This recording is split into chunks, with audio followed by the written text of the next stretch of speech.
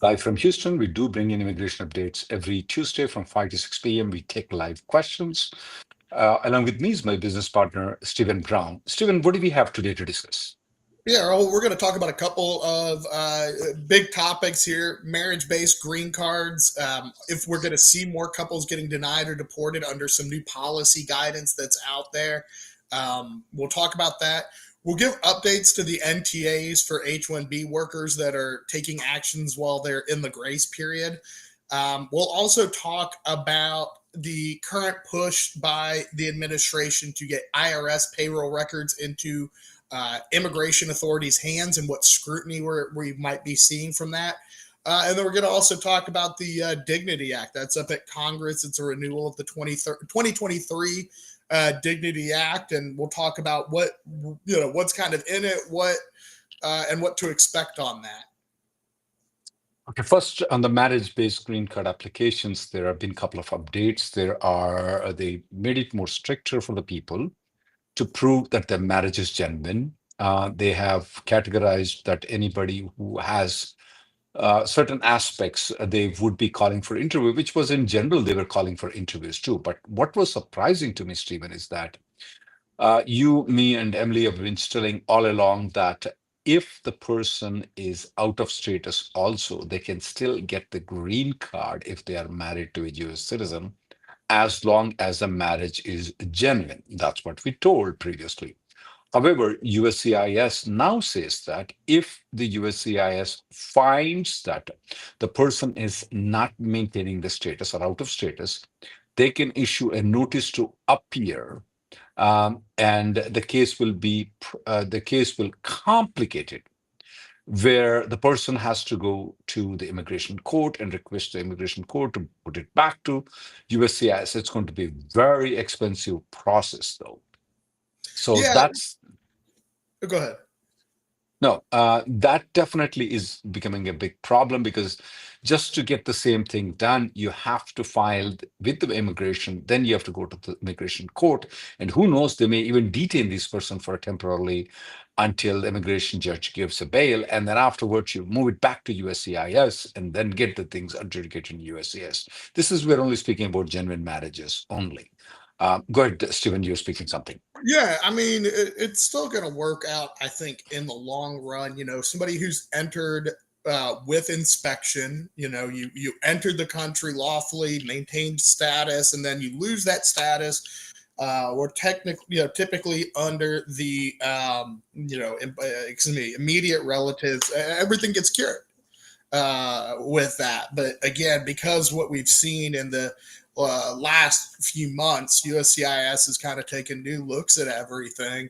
It just might be something to be aware of additional hurdles you might need to go through.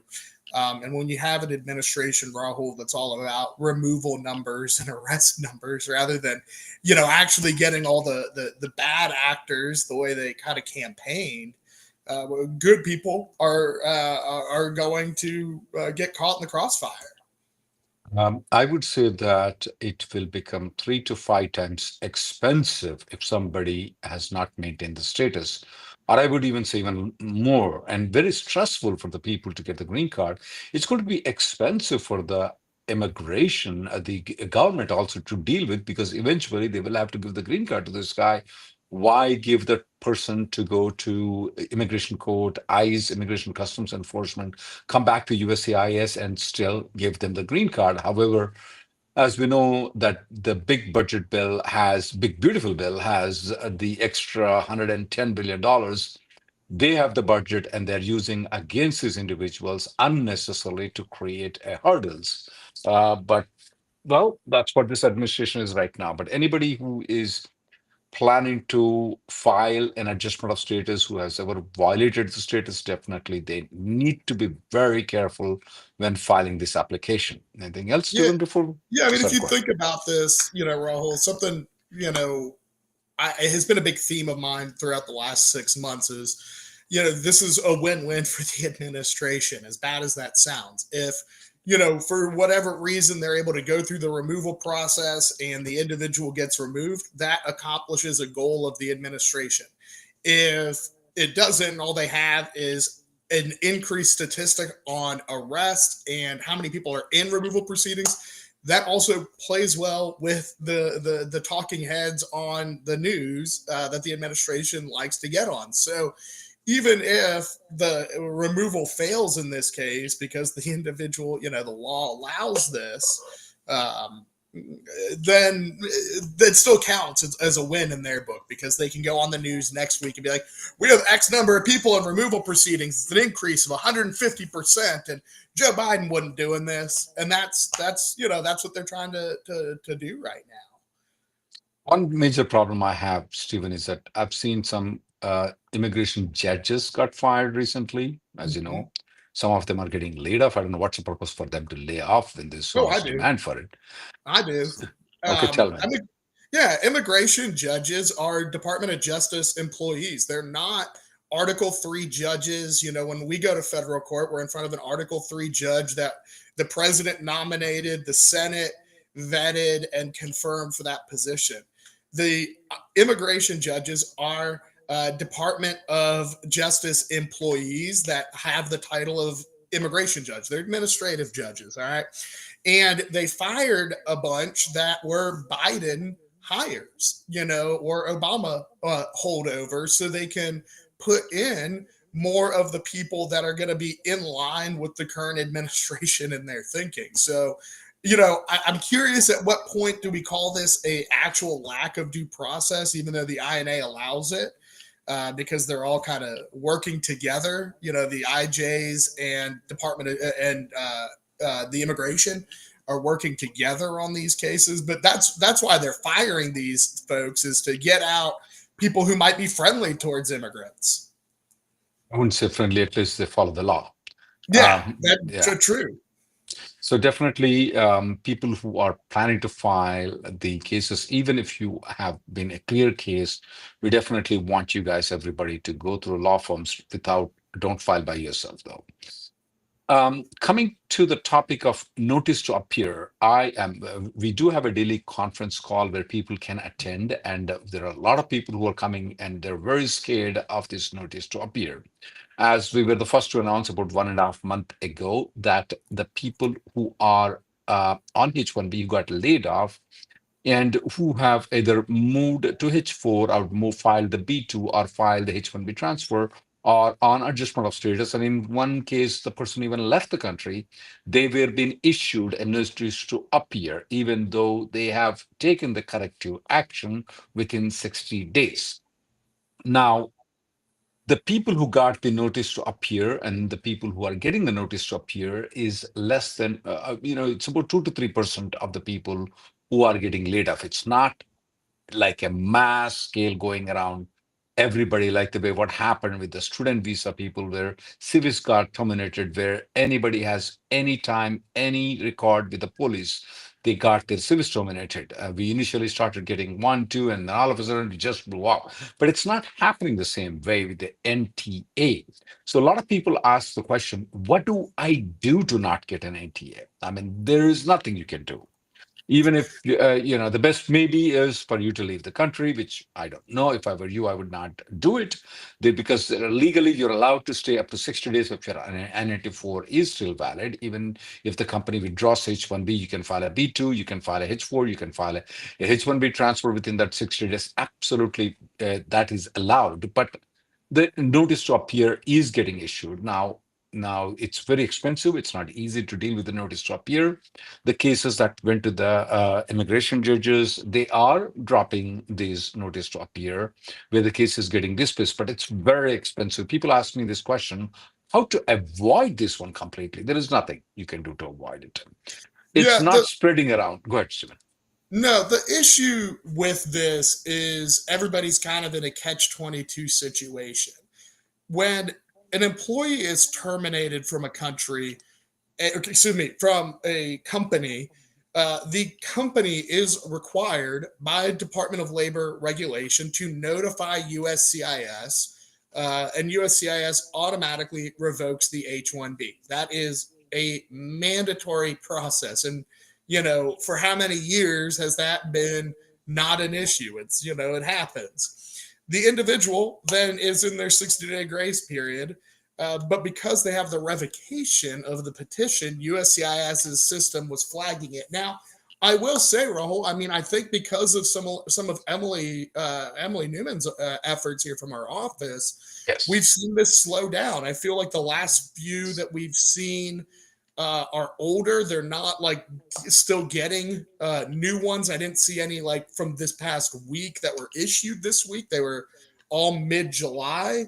And so I do think that that might have helped. Hopefully, you know, and she spent a lot of time on that communicating with them. So I applaud her efforts on this. But it is something for people to still um, be aware of as out there. Um, yes, definitely. The USCIS did respond. If anybody wants to support what Emily has been doing by contacting the USCIS, even if you're a victim or not, we want you to go to rnlawgroup.com. She has put a very good information. So, as Stephen has pointed out, that it's not spreading around, it's minimizing. There are some one-off cases we are seeing right now. So if I were the person who got laid off right now, if I'm the 60 days, I am not going to leave. I'm not telling what you have to do it because sometimes it may affect you, but this is what I would do if I were you at this point of time. Yeah. Um, and, um, and if there is any progress on that one, we will let you know. Please keep tuning into our YouTube so that we keep updating every week what's going on. Now, Stephen, what are the records that the USCIS has? Do they have the records of the payroll of the individuals? Do they have the payroll records of the STEM extension people? Do they have the payroll of the H-1B? Do they have the payroll of the people who are in adjustment of status by the USCIS? I think that's certainly coming. I mean, look, President Trump just fired the IRS head partially because they didn't want to turn over payroll or excuse me certain tax records in order to immigration. I do think they have access to those. Some of those are reported to immigration, whether it's a request for evidence. You know, if company A received a request for evidence on ability to pay and submitted their tax returns, or gosh, I mean, they might have submitted it with the H-1B and submitted their tax returns. You better believe that USCIS is probably keeping a record of it. So I do think they have a record, and if they don't have a record, they will.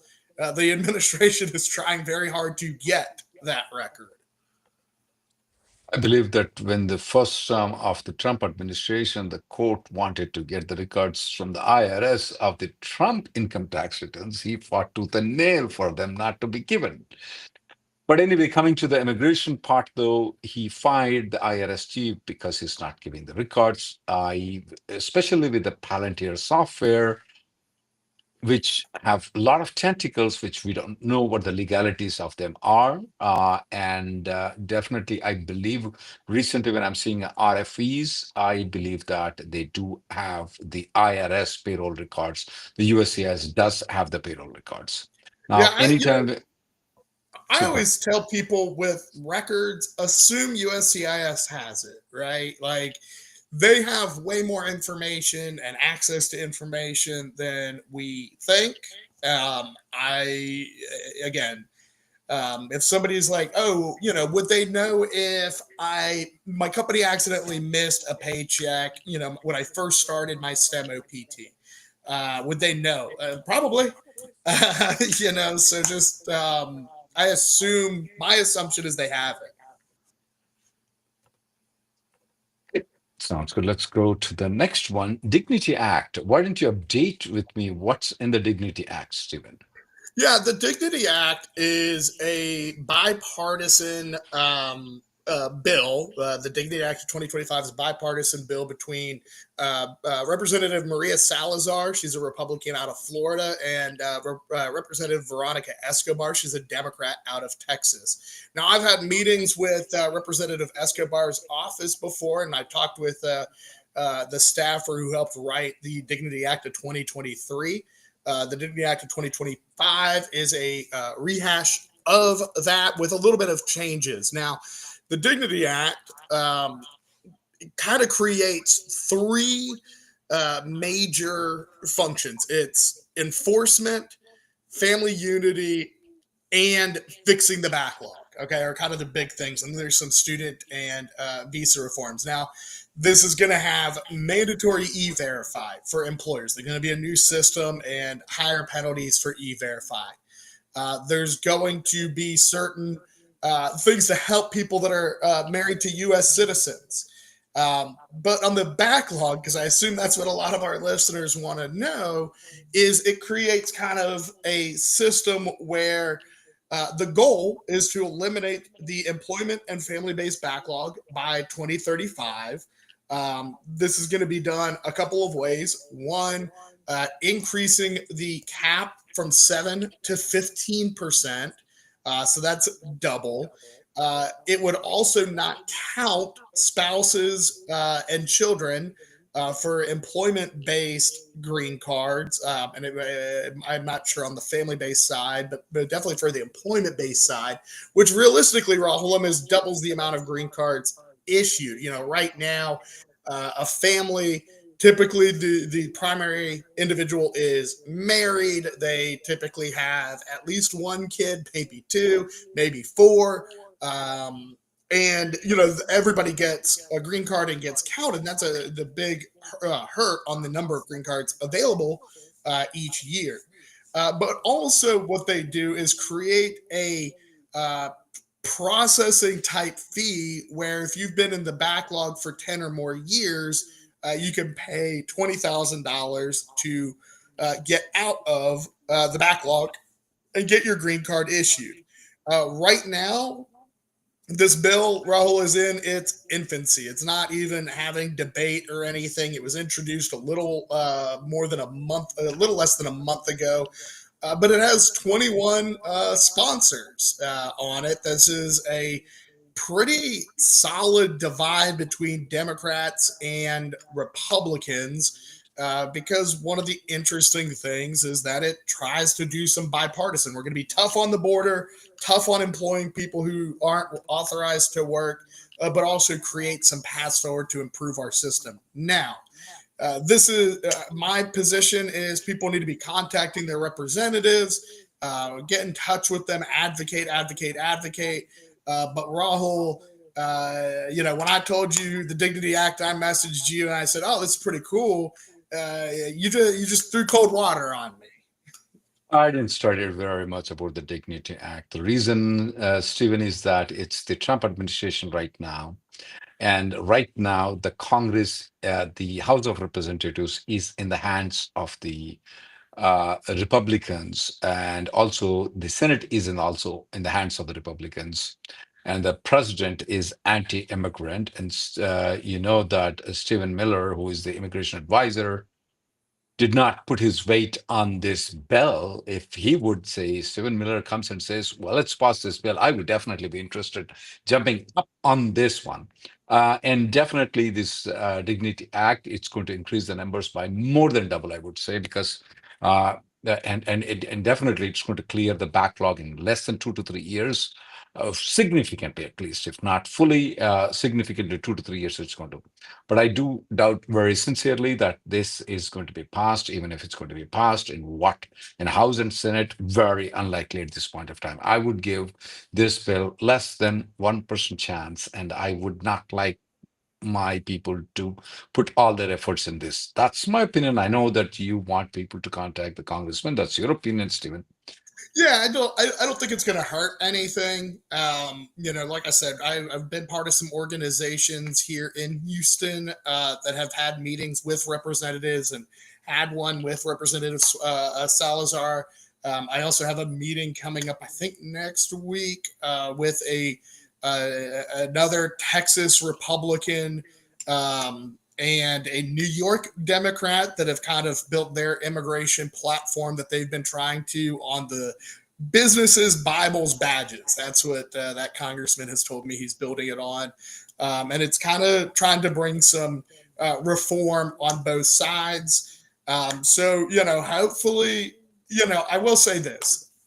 To the extent that reform is going to happen, I do think there is a appetite for that in Congress because the system's messed up. And I had meetings with Democratic representatives during the Biden administration who's like, this whole system's messed up and needs to be reformed.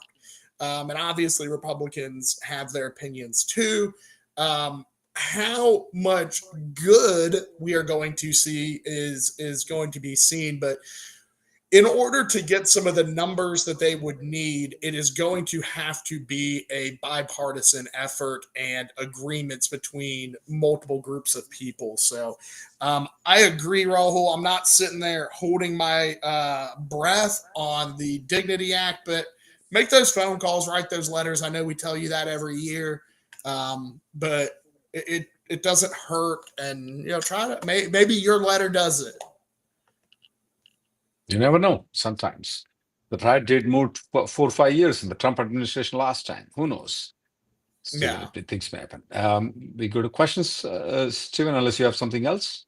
No, I think we'll get to questions and answer. Actually, real quick, one of our first questions, Raul, I think does need a little bit of a discussion between you and me. The new Child Status Protection Act interpretation by USCIS CISPA. I know you and Ryan did a really dang good video on that when that was announced last week, but that was one of our first questions on here is kind of how that works. So what's changed with CISPA? In the Child Service Protection Act, previously they used to only consider the final action dates. Stephen, there are 4 things that need to be aligned at the same time. The final action date has to be current. The I-140 must have been approved. The 485 must have been filed. The child must be under 21.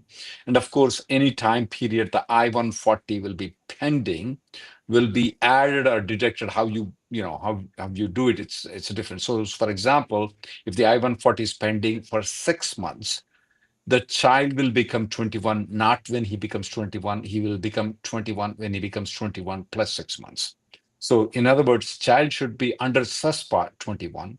485 must be filed. Prior date has to be final action as it is registered current, and I-140 must be approved. Now, of course, the Biden administration did change, saying that even if the filing dates are current, then the person's age will be locked. Now, Trump administration reversed it, saying that it's going to be only final action dates. It's not going to be it's not going to be filing dates. However, the Trump administration said only going forward. So the people who are already locked are already locked. The people who are not locked, for example, they will not get locked going forward. So that's where the issue is. That's where the things have been changed right now. Yeah, and I can tell you that was a big relief. Like when I saw that, started reading that announcement, I was like, "Oh God, this is a mess." But at least they committed to it's going to be for cases filed like after August 15th only. So anybody who's already filed and locked in doesn't need to stress. And so that's the one positive. Stephen, I want you to comment on Yogesh Krishna's comment from the X Twitter. He's asking, why don't you tell me about the next year lottery? I don't H1B have any lottery. details on it.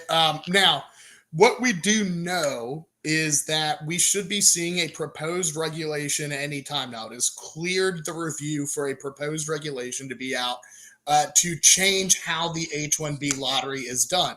The H-1B lottery is done with the pre-registration in March. They run the lottery the end of March. We get the 90 days to file the H-1B.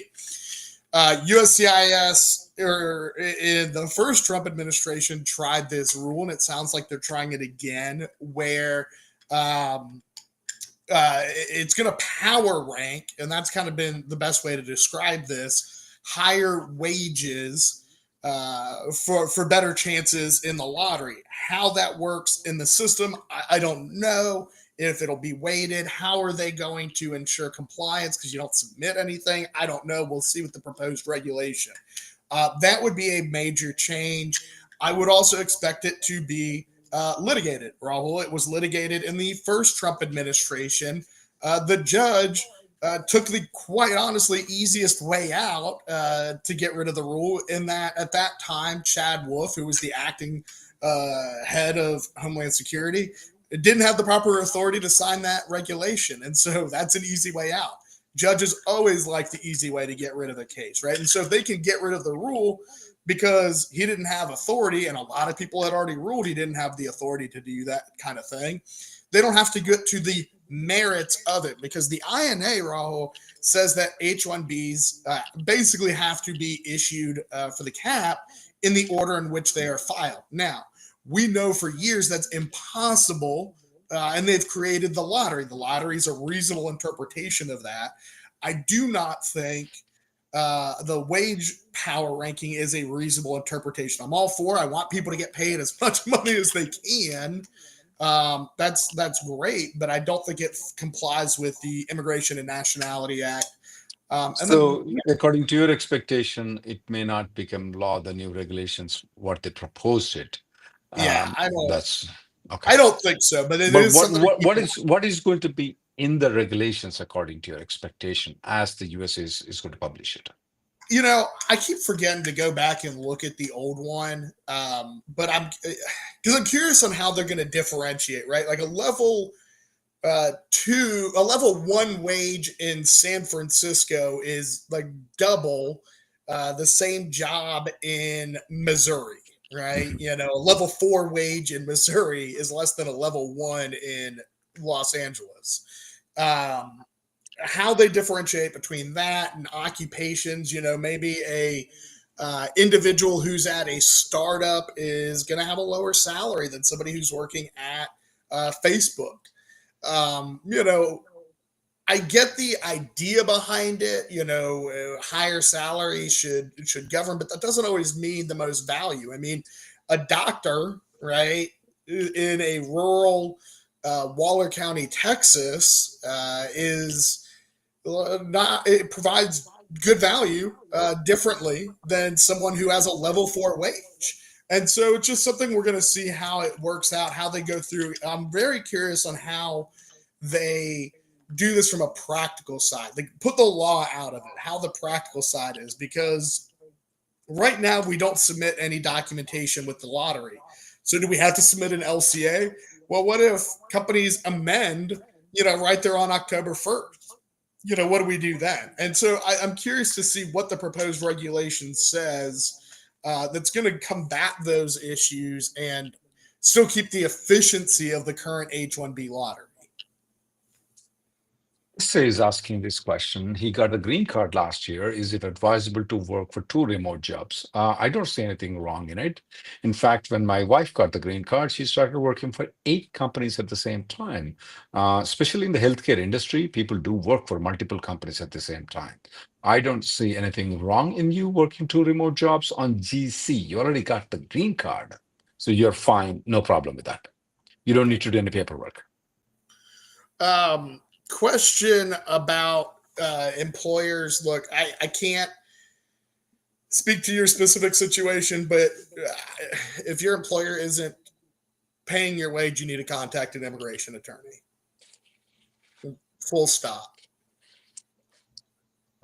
Question with regards to, will there be any changes in the N400 for the employment-based applications?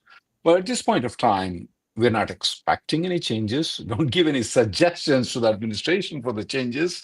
This question is from VVW, but nothing is expected. One, we are noticing that increased amount of people who are filing the N400 citizenship application right now because of what's going on with the Trump administration. People are not comfortable staying on the green card, so we have seen an increase in the amount of people that are applying for citizenship, but we haven't seen any changes in the citizenship application, especially for those people who got the green card through employment base. This is coming from VVM from YouTube. Question from Achanta here on YouTube. Has a green card interview scheduled September 2025 at the Raleigh field office. Priority dates December 2012. Downgrade from EB3. Has EB2, EB3. It's kind of our typical situation. Anything to be concerned about? Rahul, are you seeing any new trends on green card interviews? I mean, I know I've done a few over the years. I've talked to plenty of people. I haven't seen anything. Maybe the officers like attitudes. They're a little bit more.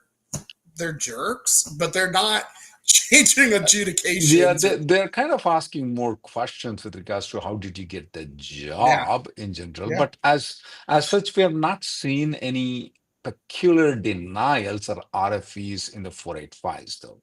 In fact, I've been getting calls every now and then that if the people who have had a EB2 pending, but their priority date is currently in EB3. In fact, I just got off phone with a USCIS official. The guy was asking me, "Hey, have your client write a letter to me saying that please consider me in EB3. I'm going to approve this case right now." That's what the officer said. I just got off the phone. I just called the client immediately so that he can just send the notice, put it in the FedEx right now. He gave me the address and everything. So otherwise, I haven't seen him, and adjudications are going normally at this point of time in employment based. Yeah, and we've done. You know, I get this question a lot, Rahul, when we do litigation on 485 delays. Like, somebody says, "I have no clue if I'm on EB2 or EB3. I did a downgrade to EB3, then I upgraded to EB2, then I did an interfiling and another interfiling." The way I kind of take it when I do my 485 delay lawsuits, Rahul, is I kind of say that the individual is current under one or both categories and they have approvals for both categories. And quite frankly, nobody really cares if they're EB2 or EB3. And so, in those, sometimes we just get it. It's pretty straightforward. Other times they'll say, "Hey, we just need a TUB letter, transfer of underlying basis letter." But we've had good success with kind of working on that with green cards in delay litigation. Question from Kishore Bandari is asking, do you still advise people to file H1, H4, and EAD together? And yeah, we still advise people to file it together. There are a good number of cases that are getting approved together. There are some cases that are not approving together for sure, but you have more advantage, more chances for getting approval along with the H1B. So we still advise people to file H1 and H4 and EAD together. Yeah, I filed a lawsuit on one of these. I mean, I'm still seeing good trends, but I need to get back to tracking it more thoroughly. Question on YouTube here: are we seeing more 221G notices for H1B interviews for full-time employees or just third-party clients? I had a call today with an individual that has a 221G and he has been pending for quite a while, and he is not a third party. I think they are doing more of them, but it's kind of to be expected. It's why we don't always recommend travel unless it's necessary. Same question is coming from Ashish. Is it risky traveling for stamping if you are scheduled to interview in October? Absolutely risky. Now, let me tell you one thing. If you are going for stamping, what is my advice?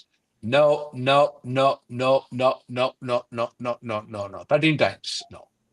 It's Yeah, don't repeat. I every single day I get a call. I got a 221G. I got this. I got that. I got stuck in India. Why could not you have told anything more stronger than what you have already told? I don't know what to tell. I mean, I can't take a gun and go to people and tell them not to go for interviews, not to go for visa yeah, stamping. I wish I it's could. If they tough. allow me to exempt me, I probably will go with a gun, but it's not allowed legally to do that. If it is, I will. Yeah, it's definitely tough. I hate having that conversation, but I do think, there is a risk. And whether it gets delayed, like I said, I just talked to an individual today. His has been pending for 18 months in administrative processing. Whether they deny it, there's not a lot we can do when denials at visas occur. And by the way, the F1 students, Rahul, I'm hearing a lot of visa denials on them. So try to avoid it if you can, because we can't sue on visa denials. We just can't. And we do see every single day denial in the consulate or 221Gs. The problem with the 221Gs is that By the time they get cleared by that, you lose the job. And we tell people, withdraw your H-1B application. You don't have the job anymore. So you can't come on that time because then they're going to deny it. So we tell people to withdraw their applications. So definitely not a good time. Now, the other thing right now, what Stephen has pointed out was that the immigration judges got fired because they were giving the proper judgment. Now, think of this one. What will happen to the consular officer who are giving the visas? Yeah. Yeah, and that's how the situation is right now. And people ask the question, why would they deny a full-time job? I got a salary of $150,000. I got a job with a FANG top company in the United States. Well, simple. They're jealous.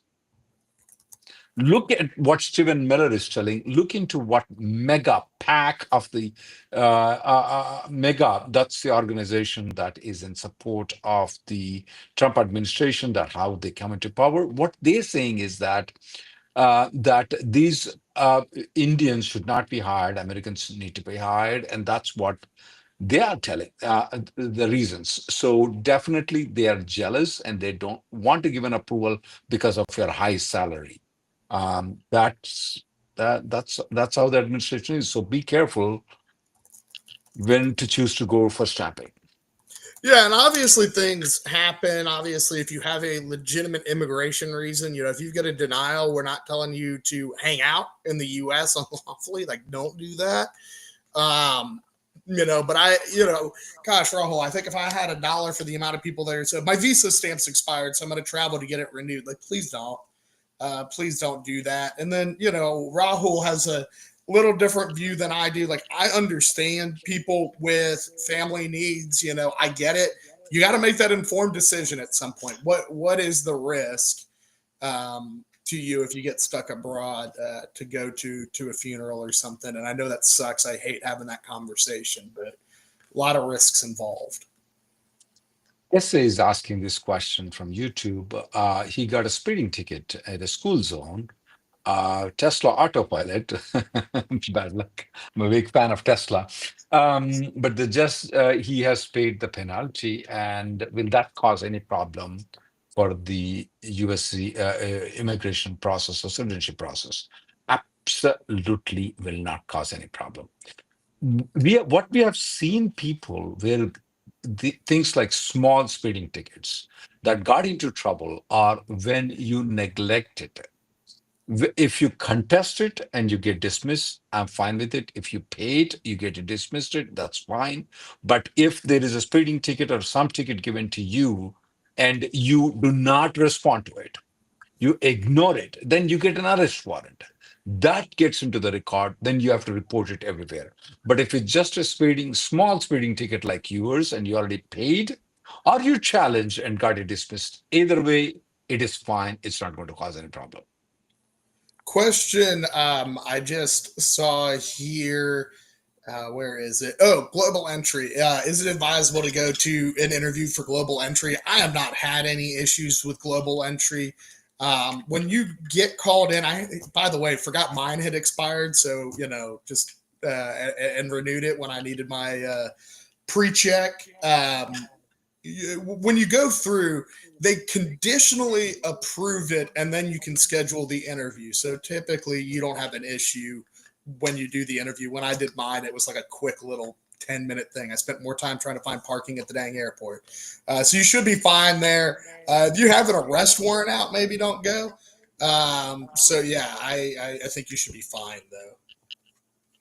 Essay is saying that I'm not driving, it's the autopilot that drive. Yeah, but that's either way.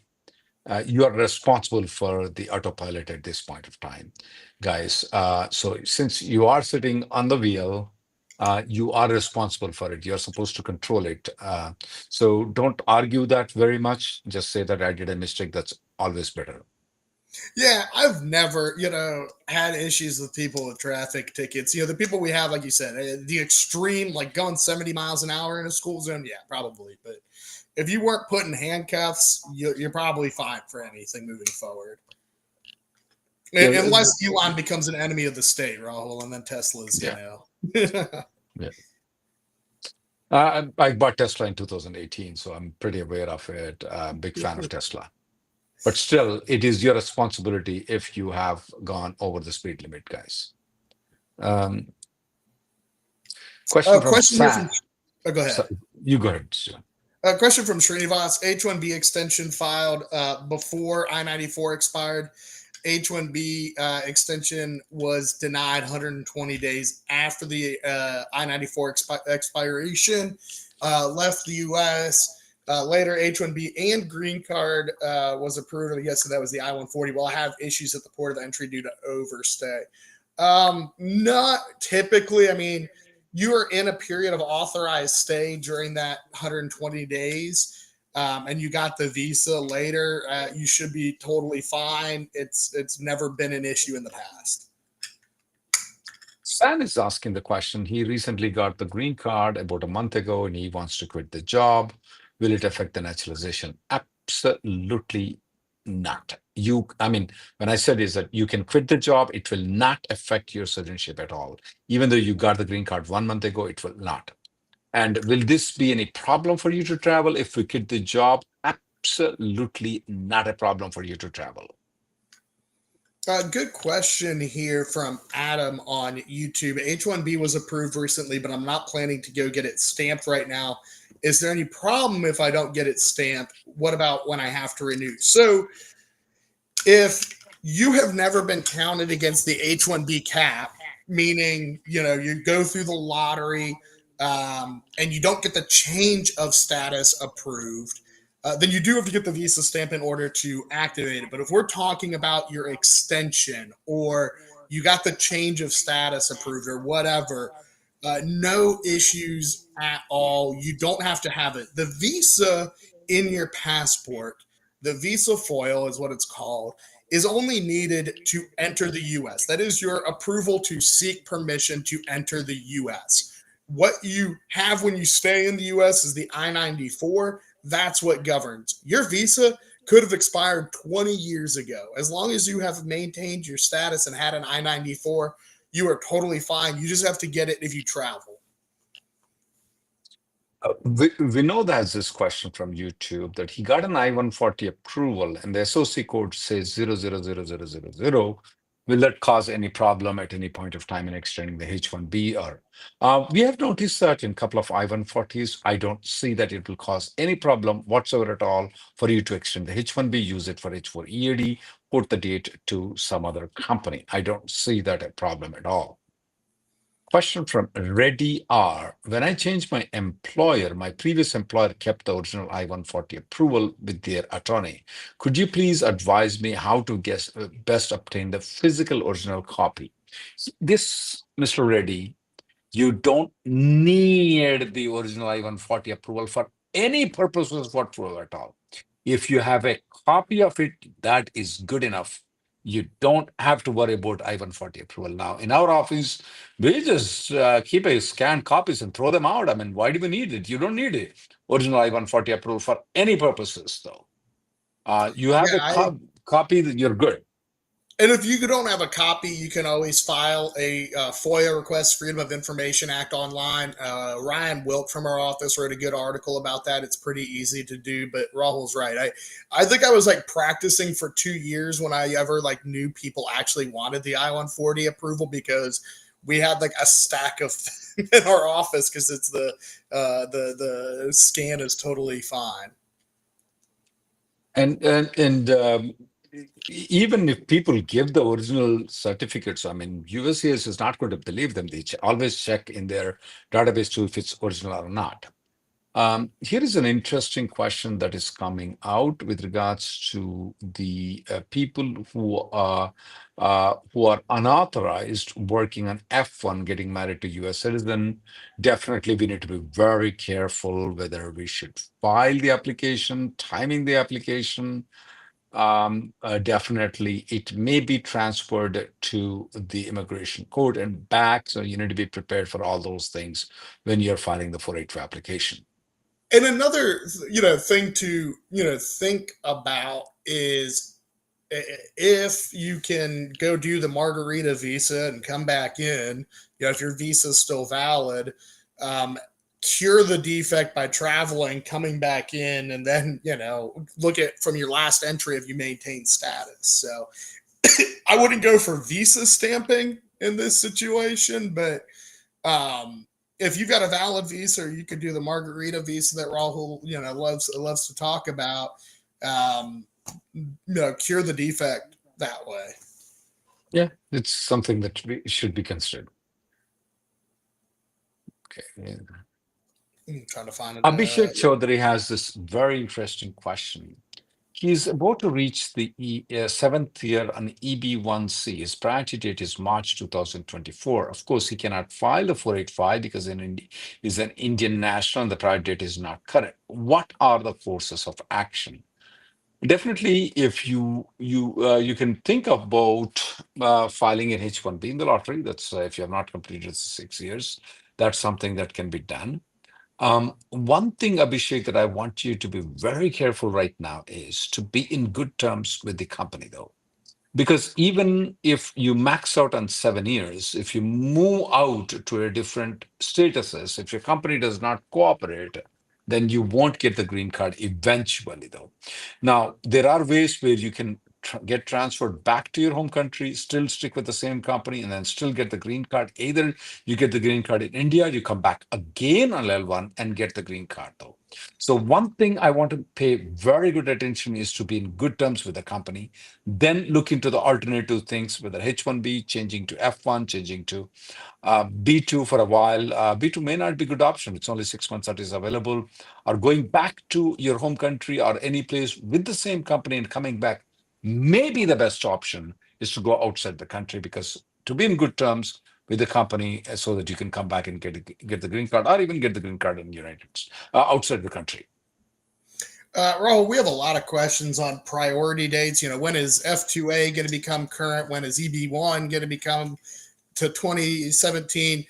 Y'all are barking up the wrong tree. Rahul and I are not able to guess the visa bulletin. Now, I can tell you probably next month we should have the October 2025 visa bulletin, and that'll give us a good look ahead at fiscal year 2026. The government runs a October 1st to September 30th fiscal year. And October 1st each year is where we see the biggest movement on forward on the visa bulletin.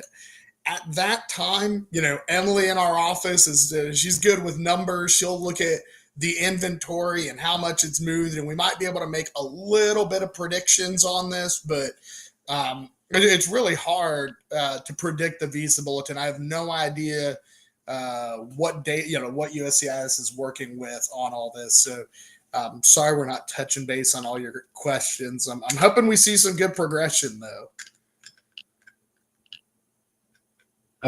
Especially for the people who are 2017 Indian National CB20B3, it's definitely not coming next year.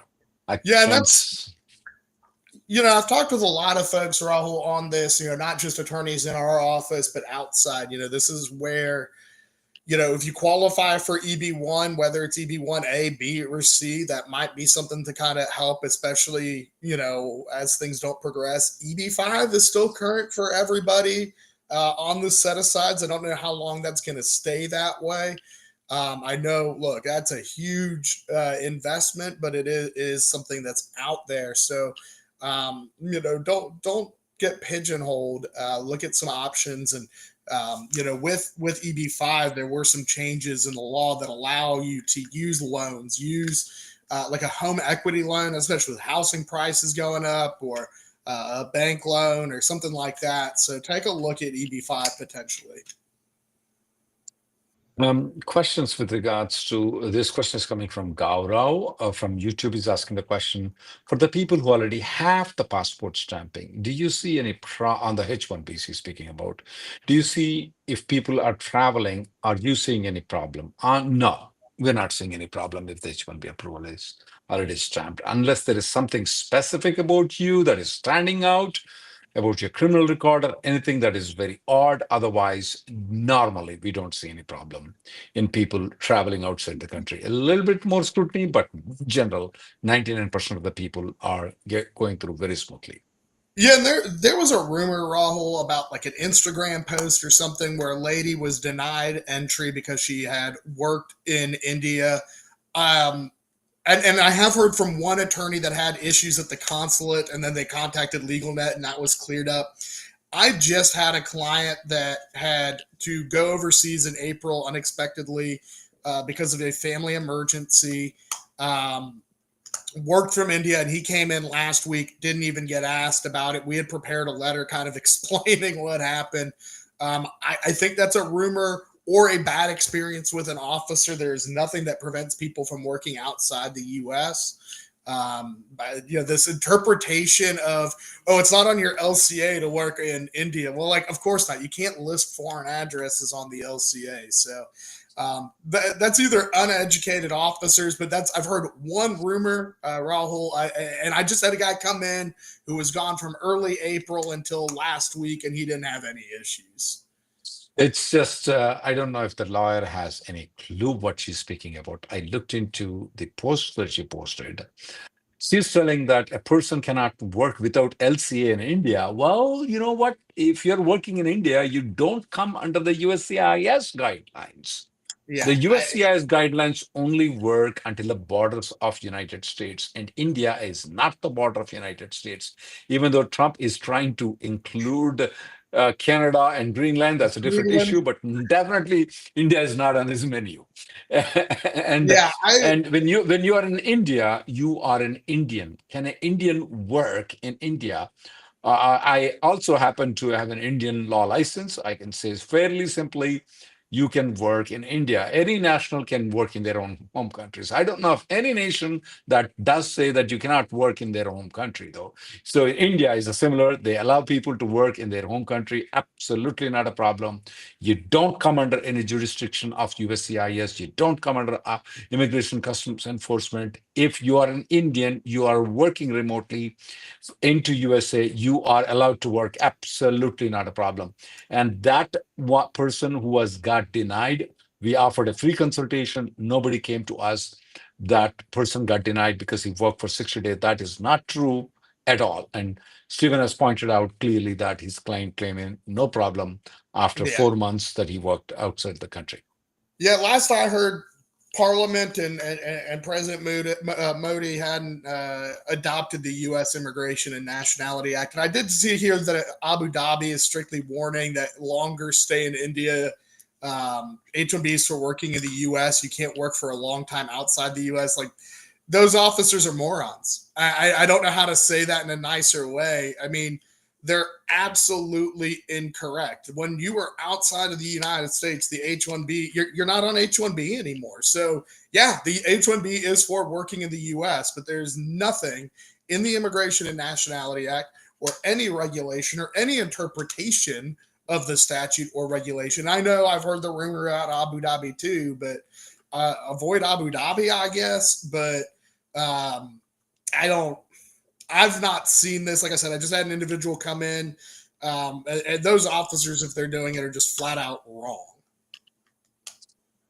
Question that is coming on. I got a GC recently, but the project ended right now. Can I go to India and come back? Will that be any problem? Since you got the green card, you are not an H-1B, you're not an advanced parole. If you lose a job, you will be perfectly all right. Absolutely not a problem. In fact, it's a time when you don't have anything to visit India and stay for a long period of time and you don't have a job. That's a free period that you got. I don't see any problem. Now, this is only I'm telling for the green card holders, but I tell the same thing for H-1B who lose a job. Absolutely not.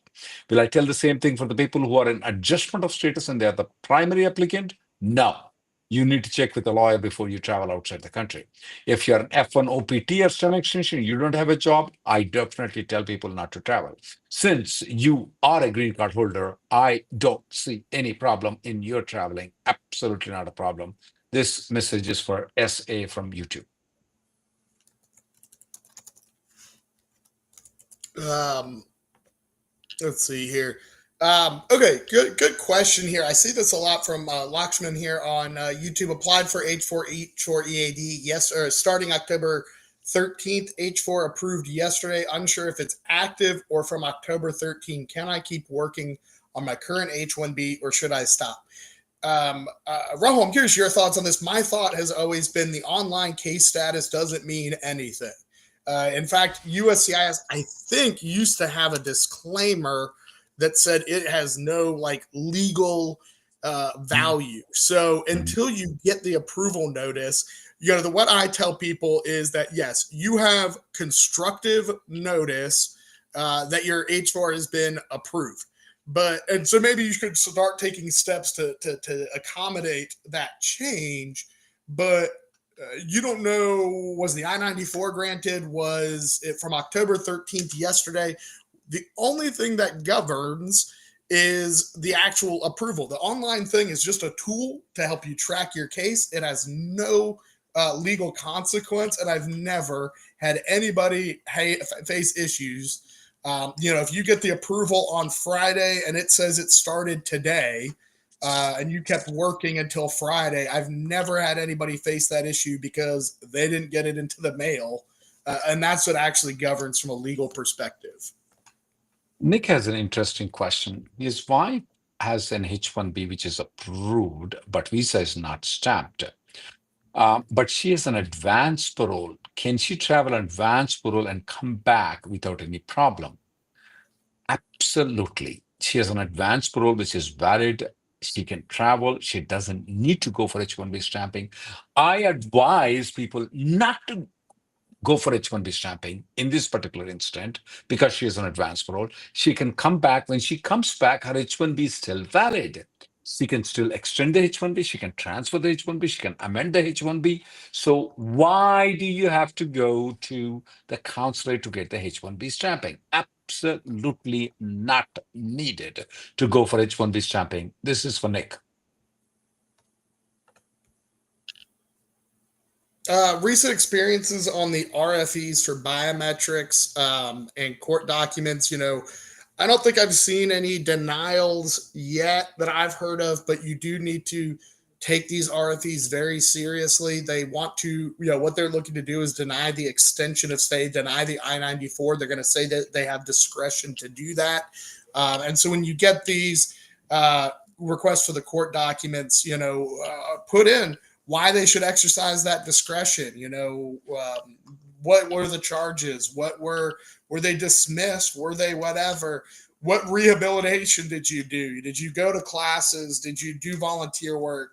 Are you an outstanding member of to your neighbors? Whatever. Take these RFEs very seriously.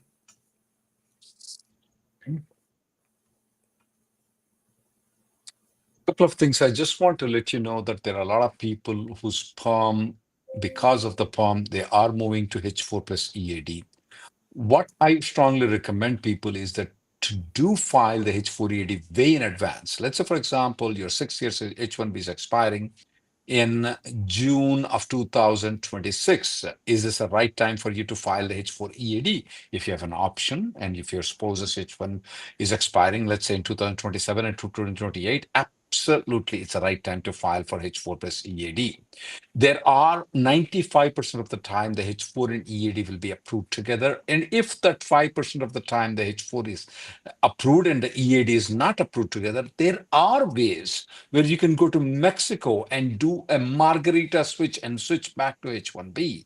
And later on, once the EAD is approved, you can switch back to H4 by doing a margarita switch. So there are ways, but don't delay because people contact me in May and they will ask me to apply for H4 EAD and get it expedited. It's not that easy to get the H4 EAD faster. So then what will happen is that when June your H1B expires, you don't have a perm application pending for more than 1 year, and you have to stop working in June of 2026. But if you apply for H4 EAD right now, then you most probably don't have to discontinue working.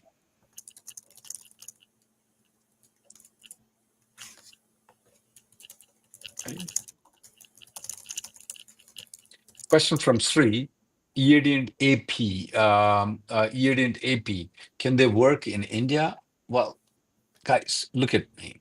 You go to Hyderabad, you go to Pune, Hinjawadi, you go to Hyderabad in high-tech area, you go to Gurgaon in Delhi. There are thousands, if not hundreds of thousands of people. Even in the night time, there are so many people working there. None of those people, or at least 99% of those people, do not have any work permit. They're all working legally. There's nothing illegal for them. They're Indian nationals that are working in India. Absolutely, they're allowed to do so. So if you're there, you're not working in EAD, in AP, you're still allowed to work. Absolutely not a problem. You Now I can can't work. work in Hyderabad, huh? I'd have to get, You need to get a work permit, definitely, but not Stephen. an H-1B or an H-4, right? That wouldn't matter because U.S. immigration law doesn't apply in India. I'd have to follow Doesn't apply to India. India. Yeah, Stephen, for you, even though I'm a US citizen, Stephen, I have a something else, kind of green card kind of thing. It's called OCI, Yeah, Overseas Citizen of India. So that allows me to go and work, but you need to get work permit, definitely. but yeah, I But mean, truthfully, this comes up all the time, and you know, I make a joke there about me needing a work permit, but to work in India. But we get this question a lot. There is no requirement to comply with U.S. immigration law. Now, there might be tax consequences. There might be other consequences when you're outside the United States. Because it's not U.S. immigration. U.S. immigration is all about where you're physically sitting, right? And so when you're in India, it doesn't apply. I know there are some officers at Abu Dhabi who may or may not be it doing did this, not happen, Stephen. It but is yeah, just some it's fake news. I don't again, I've believe it heard of because I never spoke with them. no, and I've only seen that one rumor. I just had a guy come in, no issues. So don't stress about it when you go abroad, whether it's Europe, whether it's whatever. You know, make sure you have the right to work where you are, but you don't. You know, it doesn't impact your H-1B. In fact, quite honestly, Rahul, if you're on H-1B, you can recapture that time spent outside if you Even though need. you continued working, though. Yeah. So Yeah. So let's say, for example, you have 6 years of H-1B, but you work 4 months in India. Like your gentleman, that guy went from April to August, he went and he came back. He can recapture that time, even though he worked for the company, even though he got paid for the company, he can recapture that time, saying that, hey, I haven't used up my 6 years. 4 months I spent outside the country. Yeah, you're right. That's a very good point. So obviously, immigration doesn't think it's H-1B when you can recapture it. So, but I get that question a lot. I know people are panicked about the one social media rumor. I haven't been able to substantiate it. So just if we see something, we'll say something. Sri is saying that he heard from another lawyer not maintaining other status when AOS spending is not recommended. I may disagree on that thing, especially in the employment-based immigration. I may disagree on that thing. Yeah, I think there's different strategies different lawyers would have. I mean, I don't think they're wrong. There's nothing wrong with maintaining your non-immigrant status. I don't necessarily think it's needed. If your immigrant visa petition is approved, the I-140, the 526 is approved, and the EAD has been approved, there's nothing. Once the 526 or the I-140 has been approved, I think you're okay. If I wouldn't necessarily recommend it if you're waiting for the adjudication of the 526 or the I-140. Ajax is asking this question, and I am not a finance guy to advise. I'm just advising only in the immigration part of it. He is having, I'm assuming that he will have a main job on H-1B and GCEAD, where he's the primary holder. On the side, he is going to do day trading. That is, he will do multiple trades in the stock market. Will that be a problem at the time of, will that be a problem in getting the green card? Absolutely will not be a problem. You can do day trading. This is only as an immigration advisor. I am not advising based on the financial things, which I'm not good at it. I'm not good at it. I did day trading. I lost all my money a long, long, long, long time ago, 30 years ago, and I never ever did it. But that's finance side. As far as immigration side, you can. I don't see any problem. Anything else, Steven? No. And again, I understand lots of questions. We're trying to keep on top of it. One thing, Emily Newman and I do a podcast, Visa Vibes. We do it weekly. It's on YouTube, Spotify, Apple Podcasts. If you have a topic you want us to suggest, reach out to us at the info email or reach out to us on social media. We're always happy to talk about what people want to hear. Do you have any particular subject that you're doing this week, Stephen? Yeah, I think the one that came out today was on the Dignity Act, maybe. Ironically, and then this upcoming week, we're doing one on kind of preparing for delays in immigration context. Best practices. We're already starting to see some trends on the Trump administration. So we've done a whole bunch of them. If you have anything that you want us to discuss for a 30-minute podcast, happy to do it. Thank you very much for tuning.